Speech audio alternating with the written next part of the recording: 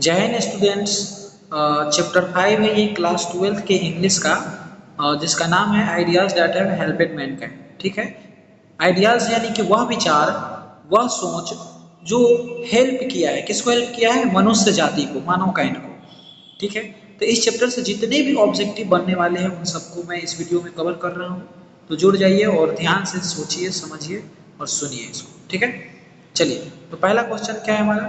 पहला क्वेश्चन है the taming of dash animals made life much pleasant. यानी कि टेमिंग मतलब पालना होता है, मच प्लीजेंट यानी कि बहुत ही ज़्यादा खुशीदायक होता है। तो किस प्रकार के जानवरों को पालना जीवन में बहुत ज़्यादा खुशीदायक मिलता है, खुशी मिलता है? तो वाइल्ड यानी कि जंगली जानवर, वीक यानी कमजोर जानवर, रोबस्ट यानी कि मजबूत जानवर, डोमेस्टिक यानी कि घरेलू जानवर। तो इसका सही आंसर होगा ऑप्शन नंबर डी, डोमेस्टिक यानी कि घरेलू जानवर। ठीक है, तो चलिए दूसरा प्रश्न देखते हैं। दूसरा प्रश्न है कि the two kinds of ideas, दो प्रकार के सोच, विच कंट्रीब्यूटेड मोस्ट टू मैनकाइंड, जो कि मनुष्य जाति का बहुत ही ज्यादा मदद किया है। वेयर नॉलेज एंड टेक्निक, उसमें से एक है knowledge and technique and dash, और तो दूसरा का नाम पूछ रहा है। मतलब दो प्रकार का जो सोच है जो मनुष्य जाति का बहुत ही ज्यादा हेल्प किया है, उसमें से पहला है नॉलेज एंड टेक्निक, दूसरा क्या है वो पूछा गया है। तो क्या वो मोरल एंड वैल्यूज है यानी कि नैतिक और मूल्य, मोरल्स एंड पॉलिटिक्स है यानी नैतिक और राजनीतिक है, या फिर मोरल्स एंड इन्वेंशंस है यानी कि नैतिक और आविष्कार है, मोरल एंड विजडम यानी कि नैतिक और बुद्धि है। तो इसका सही आंसर होगा option number B, morals and politics. ठीक है, चलिए तीसरा प्रश्न देखते हैं। तीसरा प्रश्न है हमारा all technological changes cause dash problems. ठीक है, यानी कि सभी तकनीकी परिवर्तनों के कारण डैश प्रॉब्लम्स, मतलब किसमें समस्या, किसमें आती है? क्या वो समाज में समस्या आती है, बिहेवियरल यानी कि व्यवहार में समस्या आती है, या फिर इंडस्ट्रियल यानी औद्योगिक में, उद्योग में आती है समस्या, या फिर पर्सनल यानी व्यक्तिगत समस्या आती है? तो इसका सही आंसर होगा सोशल यानी कि समाज में समस्या आती है। यानी कि सभी तकनीकी परिवर्तन के कारण समाज में परिवर्तन आता है, समाज में समस्या उत्पन्न होती है।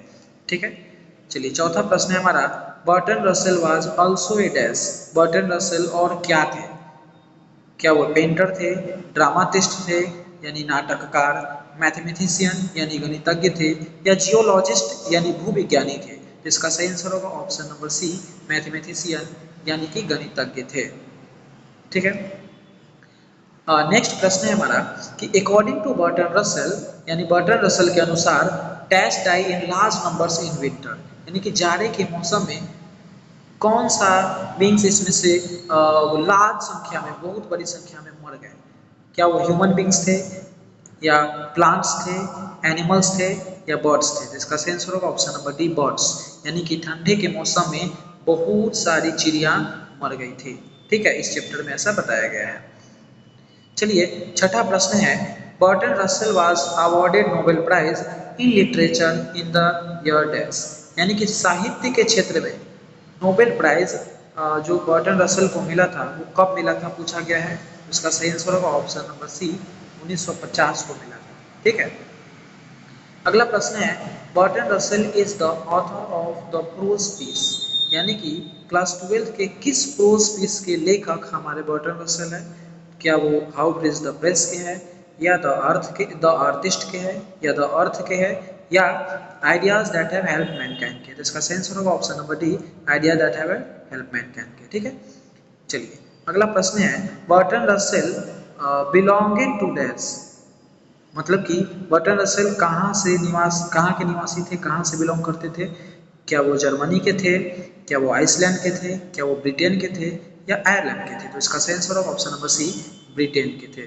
ठीक है, अगला प्रश्न है even more important then the domestication of animals was the invention of dash, यानी कि डोमेस्टिकेशन यानी कि जानवरों को पालने से भी ज़्यादा और ज़्यादा महत्वपूर्ण किसका इन्वेंशन था, किस चीज़ का खोज था?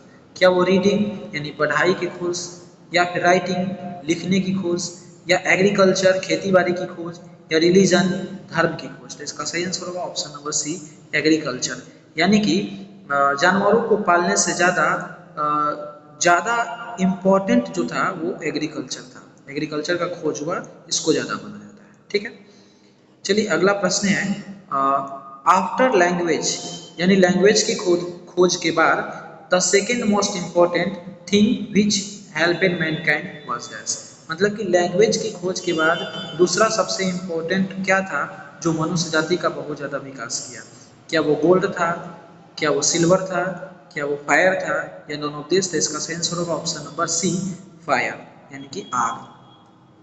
अगला प्रश्न है हमारा, Bertrand Russell was A British dash. ठीक है, AW इनका शॉर्ट नाम लिखा है, तो Burton Russell was A British dash. तो ब्रिटिश के क्या थे?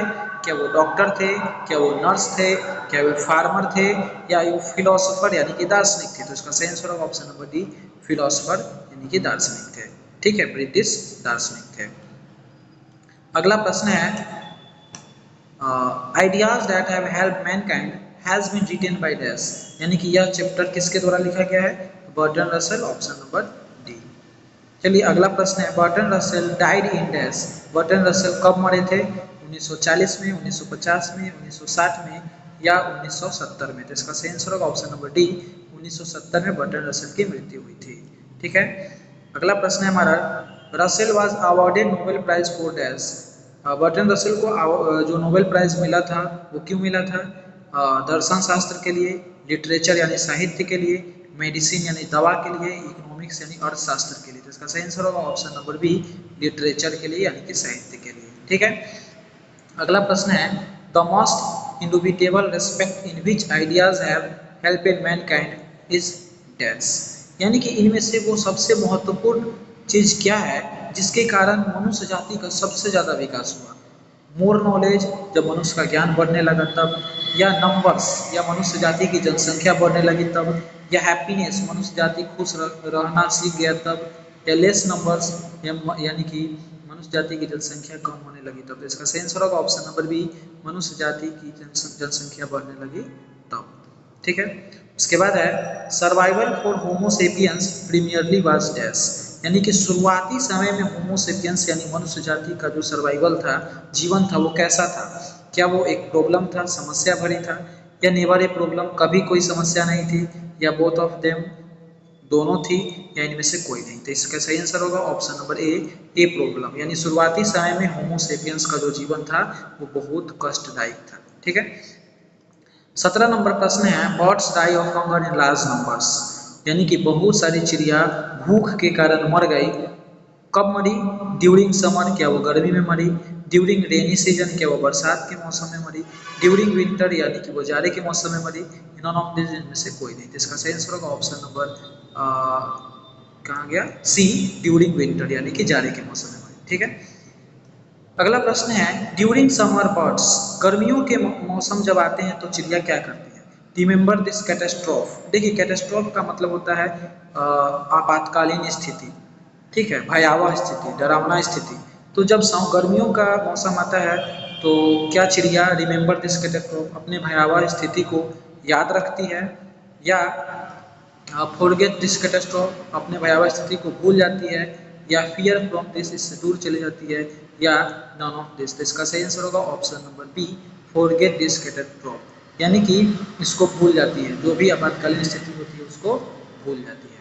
ठीक है, चलिए अगला प्रश्न है, every human death by starvation is preceded by a long period of dash, यानी कि एवरी ह्यूमन डेथ यानी प्रत्येक मनुष्य की मृत्यु पर बाय स्टार्वेशन यानी भूख के कारण मरने से preceded by a long period of dash, यानी कि मनुष्य जाति में अगर कोई मर जाता है भूख के कारण तो इसमें से क्या है जो लॉन्ग समय तक रहता है? सौरो यानी दुख, एंग्जाइटी यानी कि चिंतन, हैप्पीनेस यानी कि खुशी, नॉन ऑफ दिस?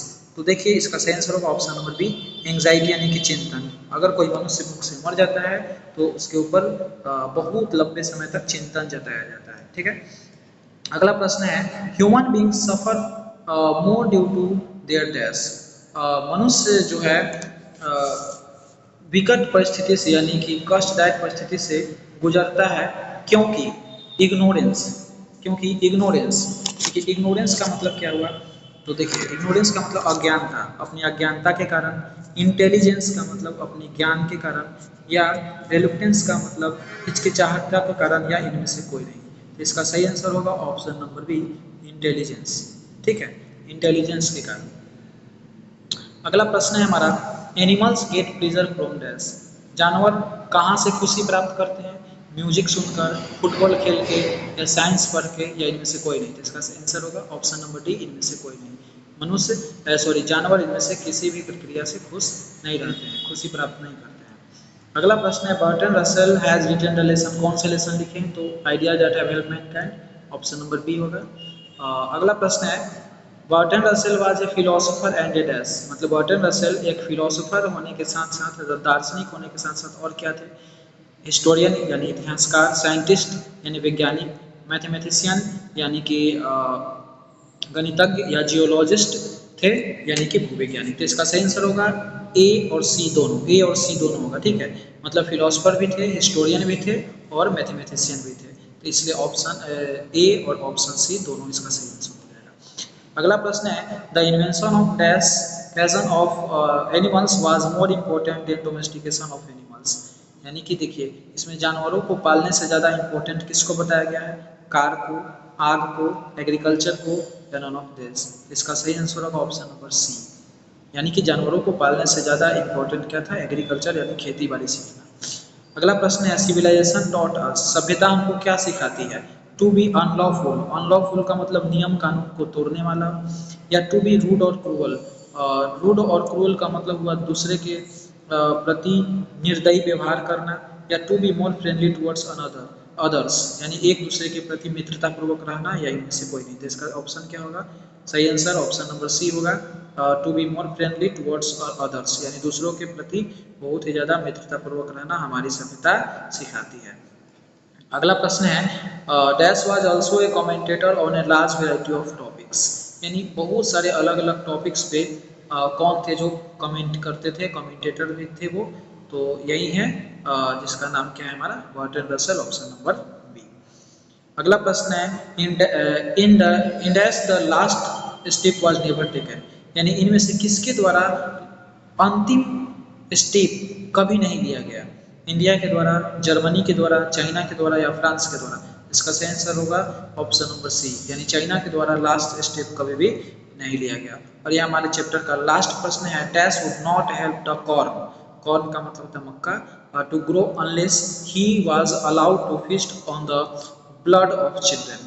यानी कि इनमें से धारणा थी, लोगों के मन में एक धारणा थी कि इसमें से कोई एक देवता है जो जिनको अगर हम ब्लड ऑफ चिल्ड्रन यानी बच्चों का खून नहीं चढ़ाएंगे भोजन के रूप में, बच्चों का खून नहीं चढ़ाएंगे, तब तक वो हमारे कॉर्न को यानी कि फसल को उगने नहीं देंगे। तो उस देवता का क्या नाम था? टोलोज, मुलोज, नोलोज, या इनमें से कोई नहीं।